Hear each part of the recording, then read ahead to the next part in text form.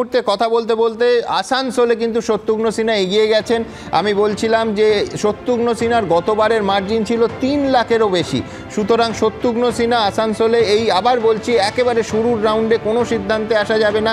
দিলীপ ঘোষ খানিকক্ষণ আগে আমার সহকর্মী দীপক ঘোষকে কি বলেছেন দেখাবো, কিন্তু এই মুহূর্তে দিলীপ ঘোষ নিঃসন্দেহে তার স্বস্তি হচ্ছে। তার কারণ এই মুহূর্তে দিলীপ ঘোষ বর্ধমান দুর্গাপুর কেন্দ্রে এগিয়ে রয়েছেন, বিষ্ণুপুর কেন্দ্রে সৌমিত্র খাঁ এগিয়ে রয়েছেন, বনগাঁ কেন্দ্রে শান্তনু ঠাকুর কেন্দ্রীয় প্রতিমন্ত্রী, জাহাজ প্রতিমন্ত্রী, তিনি এগিয়ে আছেন। এই মুহূর্তে রাজ্যের ছবিটা আবার বলছি প্রাথমিকভাবে এগিয়ে থাকার নিরিখে 42টার মধ্যে তৃণমূল কংগ্রেস 15টাতে এগিয়ে রয়েছে, বিজেপি 19টাতে এগিয়ে রয়েছে, বামফ্রন্ট 1টি এবং কংগ্রেস 2টিতে এগিয়ে।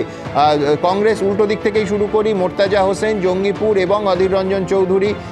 বামফ্রন্ট মুর্শিদাবাদে মোহাম্মদ সেলিম এগিয়ে রয়েছেন। এছাড়া তৃণমূল কংগ্রেস 15টিতে, বিজেপি 19টিতে এগিয়ে রয়েছে। জাতীয় ক্ষেত্রের ছবিটা এনডিএ এগিয়ে আছে 280টা আসনে, 188টা আসনে ইন্ডিয়া, অন্যান্যরা 13টি আসনে। দ্রুত একবার দেখবো আমার সহকর্মী দীপক ঘোষকে। সকালে একেবারে গণনা কেন্দ্রে পৌঁছে গেছিলেন দিলীপ ঘোষ, এগিয়ে আছেন এই মুহূর্তে যিনি, কি বলেছেন দিলীপ দা? দাদা একটাই প্রশ্ন এই মুহূর্তে সকলের হয়তো টেনশন হচ্ছে।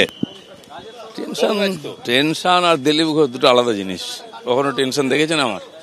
আমি এসেছি এখানে 5:30টার দিকে, টিএমসির লোকের টেনশনে আছে, আমাদের লোক ঢুকে গেল এবং 10 মিনিট দেরিতে ঢুকতে দিচ্ছিল না, কেন দেরি করেছে চমকে ঢুকালাম, তারপর ওরা এখন ঢুকছে, তো বুঝেই গেছে রেজাল্ট কি হবে না হবে। আপনি প্রায় 1.5 মাস সময় পেয়েছেন কনস্টিটিউয়েন্সিতে প্রচার করার পরে এখন কি কনফিডেন্স পাচ্ছেন যে না যাই হোক?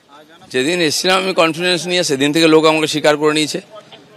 পুরো নির্বাচনের প্রচারের সময়ও লোককে দেখেছি আমি, বডি ল্যাঙ্গুয়েজ লোক চাইছে, আর তো রেজাল্ট তো খালি সময়ের অপেক্ষার কয়েক ঘন্টা। আর আপনার প্রতিপক্ষ সম্পর্কে কি বলবেন? বিশ্বকাপ জয়ী একজন বড় প্লেয়ার। বিশ্বকাপ জেতা যায়, রাজনীতিতে নির্বাচন জেতা যায় না, এটা খুব কঠিন। ওনাকে খুঁজে পাওয়া যাচ্ছে না। আমি তো 5:30 থেকে ছিলাম, আমার এজেন্টদের নিয়ে ঢুকিয়ে দিলাম, তো ওনাদের নেতৃত্বহীন দেখছি ওনাদের এজেন্টরা যাচ্ছেন। ইলেকশন কাপটা আপনি পাচ্ছেন? হ্যাঁ, চ্যাম্পিয়নও আমরাই হব। সমীরদা বলছেন জয় সময়ের অপেক্ষা। না না, আমার তো খারাপ লাগছে। দিলীপদা মেদিনীপুর হলে নিশ্চয়ই আমি বলেই দিতাম, কিন্তু যে জায়গায় গিয়ে দাঁড়িয়েছে সেখানে ওনাকে কতটা প্রার্থী যেদিন ভোট হচ্ছিল, ওনার যা বডি ল্যাঙ্গুয়েজ ছিল, তাতে আজকে সকালবেলা 5:30 থেকে ঠিক আছে, কিন্তু মেদিনীপুর হলে কি বলতেন যে দিলীপ ঘোষে জিতছেন? সম্ভাবনা প্রবল ছিল, যেহেতু সেইখানে একটা ইতিহাস আছে মানুষ ভূঁইয়াকে, এবং আগের প্রায় 3.5 লাখের কাছে, তো স্বাভাবিকভাবে নতুন জায়গা তো, আর উনি মর্নিং ওয়াক তো সত্যিই ভালোবাসেন, কিন্তু যখন বেলা বাড়বে ওনার ওয়ার্কটা কিন্তু কমে যাওয়ার সম্ভাবনা প্রবল থাকে। এত সুন্দর জ্যোতিষ চর্চা চলছে এখানে। দিলীপ দা ইজ ইউনিভার্সাল। দিলীপ দা আজ অব্দি কোনো ইলেকশন জেতেনি। দিলীপ দা যবে থেকে রাজনীতিতে মানে সক্রিয় রাজনীতিতে দেওয়া হচ্ছে, একটা কোনো ইলেকশন হারেননি উনি। তো সেই জন্য এটাও যে উনি একেবারে জিতবেন, উনি তো বলছেন ওয়ার্ল্ড কাপ জেতা যায়, কিন্তু এটা মানে কীর্তি আজাদের জন্য অ্যাকচুয়ালি ডিফিকাল্ট।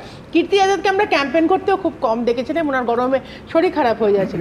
দিলীপ দা কাছাকাছি চলে এসছে 16-18 এই মুহূর্তে। মানুষ দিলীপ দার পাশে থাকে, কীর্তি আজাদ তো আসছে যাচ্ছে। আপনারা যে এত বহিরাগত তথ্য খারাপ করলেন, কীর্তি আজাদকে নিয়ে এলেন। বেচারা কীর্তি আজাদ, সুমনদা আমার মনে আছে স্টেজে বসে আছে, অভিষেক বন্দ্যোপাধ্যায় চিৎকার করে যাচ্ছে বাংলা বিরোধী, ভাষা বোঝে না। কীর্তি আজাদ ভাবছে আমিও তো ভাষা বুঝি না, বা কি বাংলায় আসে যায়। কীর্তি আজাদ ভাবছে সত্যি তো আমিও তো আসে যাই।